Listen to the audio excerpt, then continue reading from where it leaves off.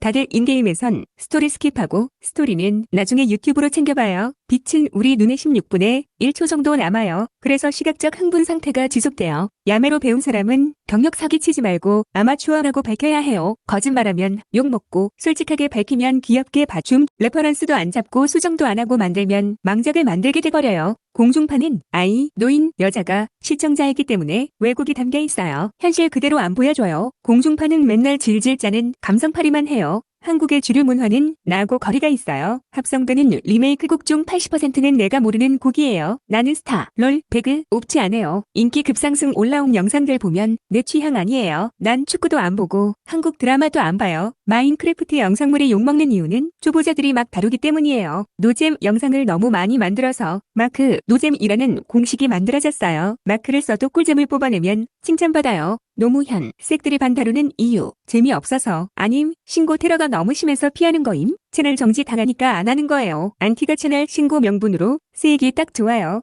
디자인은 새로운 거 좋아하는 얼리어답터를 타깃으로 하기도 하고, 튀는 거 싫어하는 일반 소비자를 타깃으로 하기도 해요. 얼리어답터는 소수예요. 얼리어답터에 의해 입소문이 나야 판매량이 늘어나요. 잘생겼는데 모델 안 하고, 노래 잘 부르는데 노래 안 부르고, 성대모사 잘하는데 성대모사 안 하고, 이렇게 자기 재능을 자기 자신이 모르는 경우가 많아요. 신경 써서 끼를 충분히 발산해야 해요. 사람들에게 필요한 욕구, 수분, 허기, 배변, 위생, 수면, 재미, 성욕, 사교, 야외활동, 자유, 다양한 식사, 수집욕, 메타버스 방문 욕구, 추억 회상 욕구, 실험 욕구, 문제 개선 욕구, 소신 발언 욕구, 어저건 나도 하겠다 싶은 걸 실제로 만들어보면 달라요. 어려워요. 현업자들도 불안해요. 불안감은 원래 정상이에요. 그냥 쭉 정진해야 해요. 영양 부족하고 수면도 부족하면 정신이 반쯤 조는 상태로 있어요. 그래서 실수를 자주 저질러요. 되돌아보면 아차 싶을 경우가 자주 있어요. 프란체스카는 초창기 때 열악했어요. 배우들이 애드리브 많이 한 덕에 재밌어졌어요. 무한도전도 옛날 무모한 도전이었을 땐 대본도 없었어요. 난 공부가 취미다. 난 스크랩이 취미다. 쌓이기만 하고 아웃풋은 안 나온다. 취미를 수집이 아니라 제작으로 방향을 바꿀 필요가 있다. 나는 연구가 아니라 컨텐츠 소스 소비로 방향을 바꿔야 한다.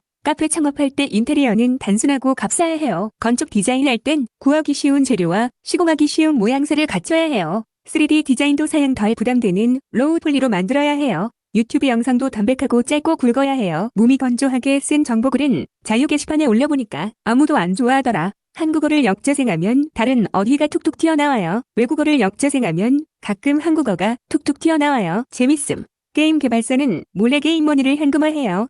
유명인은 사생활을 공개할 거냐 말 거냐 고민해요. 본명을 공개하고 이메일 공개하고 얼굴 공개하면 어그로 끌 수 있어요. 단 안티팬의 공격을 받을 수 있어요. 좋은 개발자, 이 문제를 풀어내고야 말겠다는 집념을 가짐. 계속 자신을 성장시키려고 함. 생방 플랫폼은 논란을 악용하기도 하며 선 넘는 도네이션을 유도해 돈을 벌어요. 비록 선 넘는 돈에 쏜 시청자를 차단하더라도 플랫폼과 BJ는 이득을 얻어요. 어두운 면이 있어요. 시각 디자인계에서도 패션계에서도 미술과 약간 동떨어진 작품들이 많이 나왔어요. 더러운 빈티지라던가 기이한 오프쿠투이르라던가 오버사이즈 피드라던가 유튜브 영상에서 저작권 개념은 힘이에요. 누가 먼저 제시했냐는 이제 중요치 않아요. 일상 팁 영상 같은 경우 외국 자료 취합을 누가 잘하냐 검증 과정을 거쳤냐가 중요해요. 로우 폴리 3D 아트에서는 원 대신 육각형을 자주 써요. 사각, 플레인 도형도 주로 써요. 로우 폴리 3D 아트에서는 물은 플레인으로 표현해요. 그림 그릴 땐 큰 화면에서 그려요. 일단 큼직하게 그린 후 확대를 해서 세세하게 그려요. 개그와 먹방은 상극이에요. 개그 칠 땐 똥방구를 가끔 소재로 하는데 먹방할 땐 똥방구가 들어와서 금기되기 때문 암기를 해야 해요. 까먹으면 남들이 싫어해요. 상대가 계산할 점을 까먹고 발전이 없으면 답답하더라고요. 때론 편하게 눕가다 하며 일하고 싶어요. 근데 때론 머리 쓰며 재밌고 어려운 일 하고 싶어요. 아름다움을 느끼기 위한 4대 요소, 투명, 빛, 무지개, 자잘자잘한 디테일. 쉽게 예쁜 그림 그리는 법. 유리 같은 투명한 물체를 만들어요. 표면을 반사되게 광택을 넣어요. 알록달록한 무지개색을 끼얹어요. 꽃 같은 장식품을 넣어서 디테일을 살려요. 선 넘으면 목 댕공되기 때문에 연예인들은 과감한 개그를 피해요. 그들은 세련된 개그를 주로 해요. 창작자들 다들 초창기 암흑기가 있고 다들 우울증 걸렸었어요. 애기처럼 귀여운 캐릭터. 일본식 시떡, 여초식 BM을, 수위 높은 색드립, 패드립, 붕탕물, 지명물 이런 틀이 정해진 예술을 뒤따라서 하는 게 아무 의미 없는 예술보다 훨씬 인기가 많아요. 현업자들은 남의 거 따라해서 50점짜리를 내놓아요. 100점 만점 놀이려다가 시간 관리 못하고 실패하기 쉽기 때문에 50점짜리를 목표로 삼아요. 현업자들은 될 대로 돌아지 이런 문연무상 마인드로 활동하기도 해요. 게임, 주로 온라인 게임은 집이에요. 미워도 떠나기 힘들어요. 접어도 나중에 복귀하게 돼요. 어그로쟁이들이 어그로 끌 땐 남 탓하고 장비 탓하고 거짓말도 해요. 그들의 목표는 돈벌이에요. 2번 일하게 되더라도 하나씩 차근차근 해야 해요. 자막 처음 달 때 기존 자막을 먼저 쫙 깔아요. 특수 자막은 처음부터 까는 게 아니에요. 평범한 자막부터 다 깐 후 나중에 특수 자막을 부분 교체해요. 마치 프로토타입 만들 땐 뼈대부터 배치시키는 원리와 같아요. 개성 제 앞에는 왜곡이 많아도 돼요. 사실 제 앞에는 현실과 비교되기 때문에 허들이 높아요. 2D는 2프레임으로 만들어도 허용돼요. 3D는 15프레임 정도로 낮추면 툭툭 끊기는 느낌 나요. 60프레임 이상이 요구돼요. 2D 게임은 피격박스가 어긋나도 돼요. 3D 게임에선 피격박스가 어긋나면 너무 어색해져요. 새벽형 인간이 되면 불편해요. 샤워도 못하고 설거지도 못하고 외식도 못해요. 디렉터 디자이너도 두고 하위 디자이너도 따로 두는 이유가 다 있어요. 디렉터 없이 디자이너 혼자 하면 결과가 예쁘긴 한데 뜬금없이 번호가 튀어나오거나 그러는 경우가 있어요. 시니어 디렉터가 있으면 방향성이 잡혀져요. 이 구간엔 흐릿한 트랜지션을 써서 슬픔을 강조시키자. 이 구간엔 BGM을 끄자. 이런 계획을 명령하면 후임 디자이너들은 방황할 필요가 없어서 좋아요. 시니어 디렉터가 병신이면 작품도 족병신같이 나와요. 퀴즈 같은 캐주얼 게임은 라이트하게 즐기는 거예요. 그래서 매달 돈 내는 구독 정액제와 안 어울려요.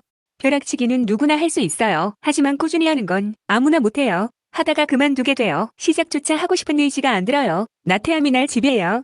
신나는 음악은 가사가 있는 노래와 같아요. 말하는데 신나는 배경음을 틀면 산만해지고 집중 안 돼요. 노래는 들으면 재밌어요. 그러나 사운드 작업 중에는 멀티태스킹으로 음악 감상하긴 힘들어요. 사운드 작업 중에는 ASMR이나 인스트는 들을 수 있어요. 시시한 음악이라도 수요가 있어요. 아이템 이름 지을 땐 큐린즈유, 블러드레일 이런 고유어를 쓰기도 하고 질긴 나무뿌리, 밝고 파란 보석 이런 합성어를 쓰기도 해요. 너무 합성어만 쓰면 게임 와우처럼 이상해져요. 입을 작게 벌리고와 하는 거랑 입을 크게 벌리고와 하는 거랑 소리가 완전 달라요. 그래서 가수들은 입을 쫙쫙 벌려요. 라그나로크 온라인에선 생산 체인이 직업 간 서로 구워져 있어요. 여러 사람이 서로 거래를 주고받기 위한 장치예요. 로그가 잡템을 수급, 어쌔신이 독약병, 제조, 상인이 노점에 판매, 림월드에선 창작의 체인이 있어요. 예시, 나무 배기, 목재, 전력, 온도 조절, 생산 공정을 복잡하게 하면 재밌어져요.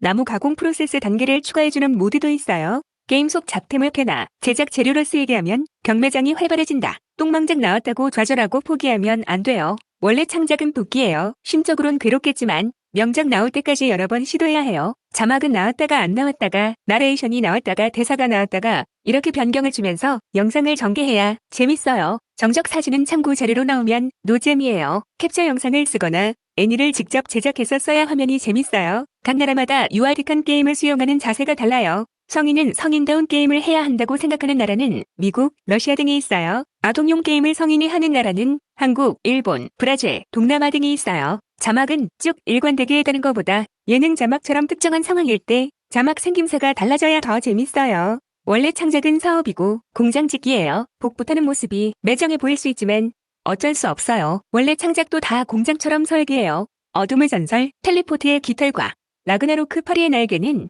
편의상 추가된 이동 장치이지만 매번 화면 깜빡임 때문에 시각미를 해쳐요. 게임과 영상은 단기적으로 보면 소비품인데 장기적으로 보면 재활용품이다. 몇 년 후 되면 다시 찾아와 보기 때문이에요. 원래 사람은 개돼지예요. 개돼지는 명칭을 제대로 말 못해요. 상대가 뭔 말을 하는지 내가 알아맞혀야 해요. 예시, 마 영전을 그 싸우는 게임 머시기 라고 말함.